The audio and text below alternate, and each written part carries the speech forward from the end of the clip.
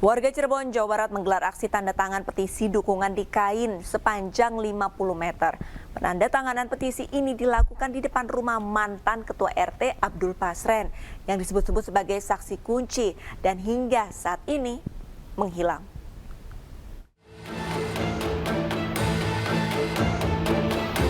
Warga Cirebon, Jawa Barat menggelar aksi tanda tangan petisi dukungan di kain sepanjang 50 meter. Petisi ini menuntut dibebaskannya 7 terpidana kasus pembunuhan Vina dan Eki. Selain itu, petisi juga menyuarakan agar hukum ditegakkan dan Peggy segera dibebaskan. Penandatanganan petisi ini dilakukan di depan rumah mantan Ketua RT 2 Kelurahan Karya Mulia Abdul Pasren yang disebut-sebut sebagai saksi kunci dan hingga saat ini menghilang. Warga yang simpati dan melintas secara sukarela membubuhkan tanda tangan di atas kain putih itu. Cepat beres lah ya, karena kemarin kan jadwalnya di persidangan perkara pra-peradilan kan dari Kapolda nggak hadir. Ada apa itu? Jadi kita selaku masyarakat biasa ya pengen segera cepat titik akhirnya tuh gitu Pak. Ya. Selain menggelar petisi, warga juga berencana melakukan doa bersama demi keadilan dan penegakan hukum serta membebaskan 7 terpidana dan Peggy Setiawan jika memang tidak bersalah. Dari Cirebon, Jawa Barat, Miftahudin, iNews melaporkan. Keluarga terpidana kasus pembunuhan Vina dan Eki mendatangi gedung Bareskrim Mabes Polri Jakarta Selatan. Didampingi tim kuasa dari Pradi, pihaknya melaporkan dugaan kesaksian palsu dari Pasren, Ketua RT tempat para terpidana tertangkap.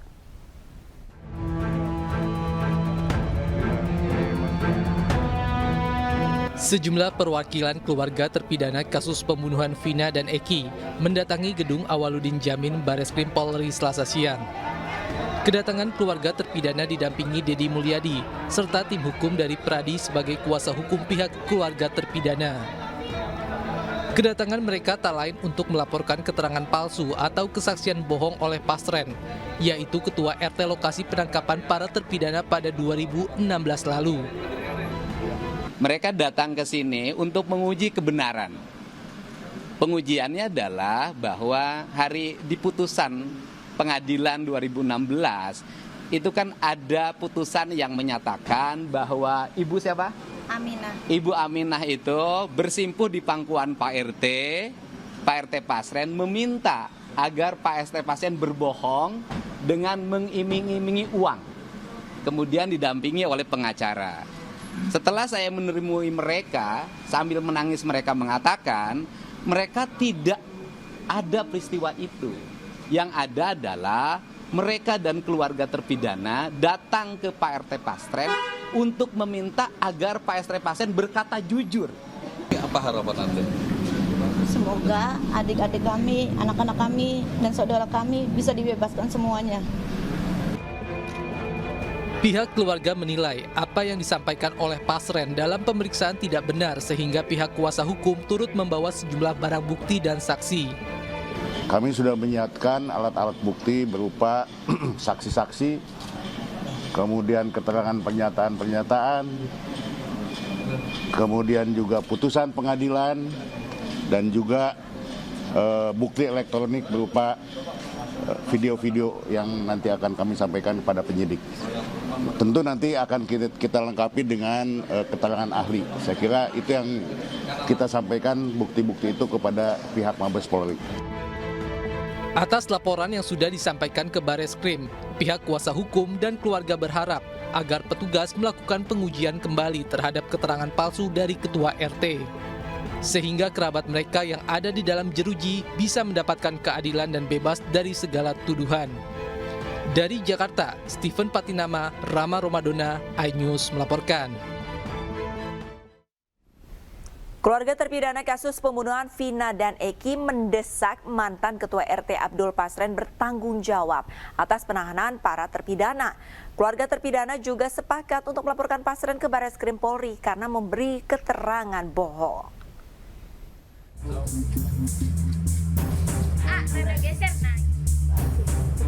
Dengan membentangkan spanduk dan poster, puluhan warga dan keluarga terpidana kasus Vina Eki mendesak mantan Ketua RT Abdul Pasren segera muncul dan menjelaskan fakta sebenarnya. Pasren diduga menyampaikan keterangan bohong yang memberatkan para terpidana. Atas dugaan ini, keluarga terpidana menandatangani surat kuasa ke pengacara Peradi untuk melaporkan Pasren ke Barreskrim Mabes Polri. Terlebih, Pasren selama ini sulit ditemui dan terkesan menghindar. Rencananya sih mau melaporkan Bapak RT Abdul Pasren. Alasannya kenapa? Karena selama ini Bapak Abdul Pasren tidak mau muncul di hadapan kami dan tidak mau jujur. Karena kami semua percaya bahwa anak-anak kami tidak bersalah. Kami mohon Bapak RT Abdul Pasren, kalau memang mereka benar tidur di rumah Bapak, jujurlah Pak. Kejujuran itu lebih baik Pak. Terlambat lebih baik daripada tidak sama sekali. Kami dari perwakilan keluarga terpidana memohon kepada Bapak Abdul Pasren, jujurlah. Keluarga berharap agar Abdul Pasren segera muncul dan berkata jujur sehingga para terpidana terbebas dari hukuman. Dari Cirebon, Jawa Barat, Miftahudin, iNews melaporkan. Selasa siang, kuasa hukum Peggy Setiawan menyambangi kantor Kemenko Polhukam. Tim kuasa hukum Peggy meminta Menko Polhukam menegur Polda Jawa Barat karena absen di sidang pra-peradilan Peggy Setiawan.